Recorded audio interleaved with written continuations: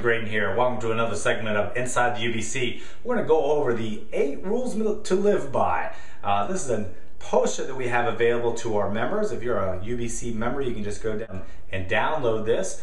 If you're not, for the month of November, we're going to be giving away one of these free to any online order of $25 or more. First of all, we're going to talk about focusing on the first 3 to 4 ingredients in any product. You know, we always talk about reading your labels. You want to read labels, but you know, you have to put a lot of weight, the majority of the weight, in the very things that are in the front, because when you read an ingredient, it's always listed by what there's most of it has. The very first thing is what's in the product the most.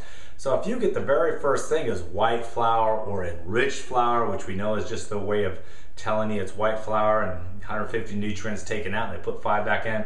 So the point being is if that's in that first 3 to 4 ingredients, you're going to probably want to avoid that. Same thing with high fructose corn syrup or any of those foods that we know we need to avoid.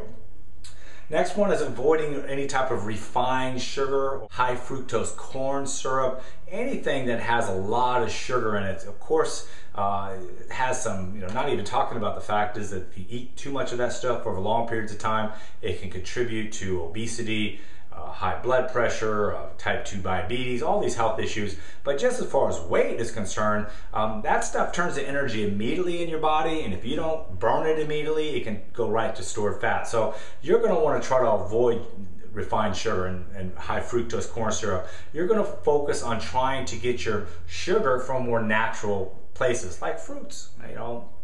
Not drinking a glass of apple juice, but eating an apple.